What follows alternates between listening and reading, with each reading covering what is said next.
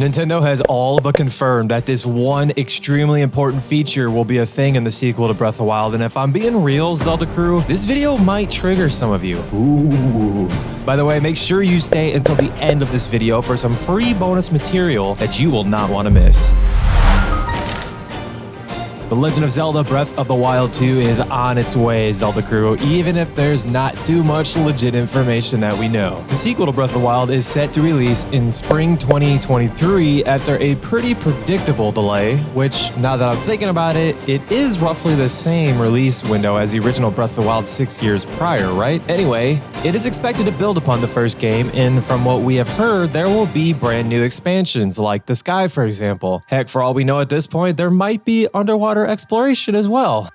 One could only hope.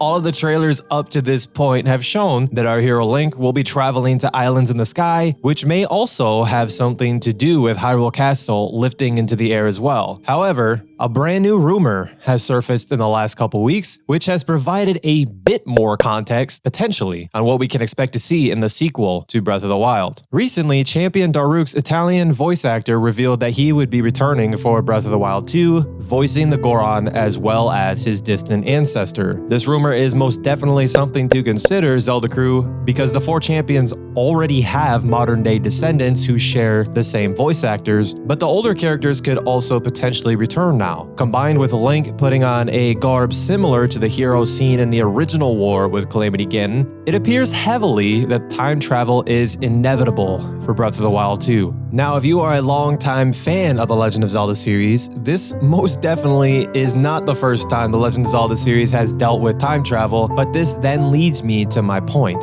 Time travel could be a very good thing or a terrible idea to revisit.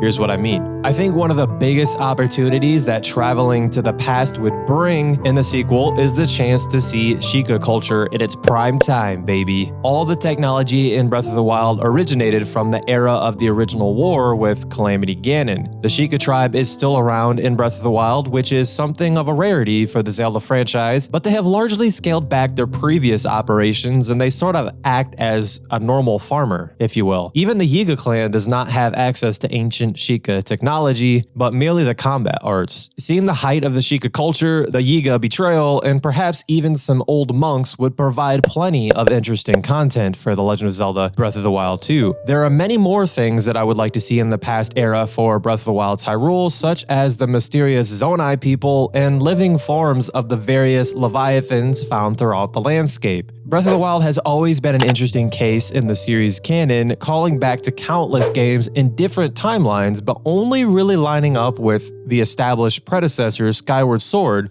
for the most part. I would love to be able to have more information on how the history of this ancient Hyrule has developed. I think it would be really cool as well if we finally got an answer as to how the 8th heroine statue got so far away from the others, which is just another example. I think it would also be very interesting to participate in some events from the original Great Calamity. It is not yet clear if Link is replacing the red-haired hero scene in King Rome's exposition, or if that person is the same Ganondorf-like figure appearing in Breath of the Wild 2's first trailer, right? Learning more about his circumstances and relationship with the Calamity and Malice would be pretty interesting, and who knows, Link might not have to do it all alone. A new era presents an entirely new cast with their own stories to tell. The new set of champions could provide even more character to the world, and there are going to be plenty of other unique NPCs and quests, I feel, to engage with.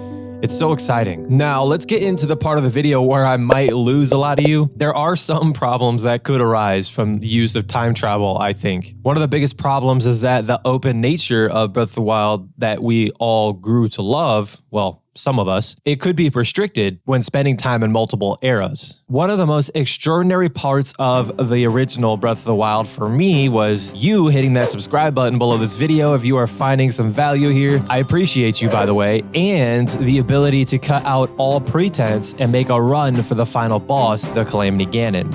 Throughout Breath of the Wild, we dictated every step of our journey and even how much of the story we wanted to see, if anything, right?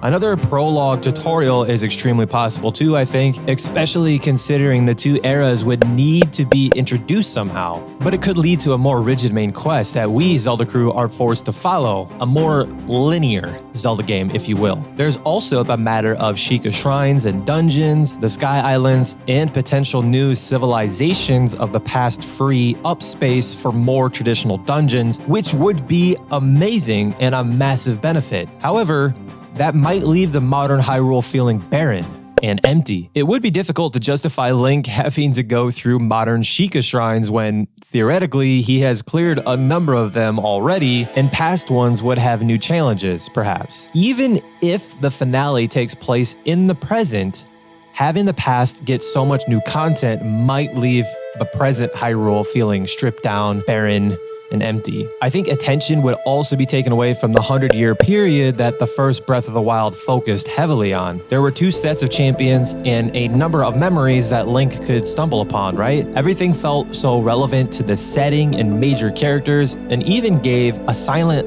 Link more characterization. In the distant past, none of that is relevant anymore, even with the champion's ancestors potentially being around. It's not entirely clear how Nintendo will be handling Breath of the Wild 2's story. I think some of these issues will likely be resolved as we learn more about what Breath of the Wild 2 is going to include, but other information will remain shrouded in mystery until the game is in our hands. Naturally, hopefully Nintendo will be able to balance these two potential eras and give both enough new, meaningful content to keep us entertained, Zelda crew. Me personally, I absolutely adore this idea of time travel. There's been so many Zelda games in the franchise that have used time travel, and they completely nailed it. And I think the sequel to Breath of the Wild will execute it flawlessly as well. Zelda crew, make sure you click on this video here, because in this video on the screen right now, I talk about a theory I had a couple months back now that would flow very well with this time travel concept. And you might notice something else that is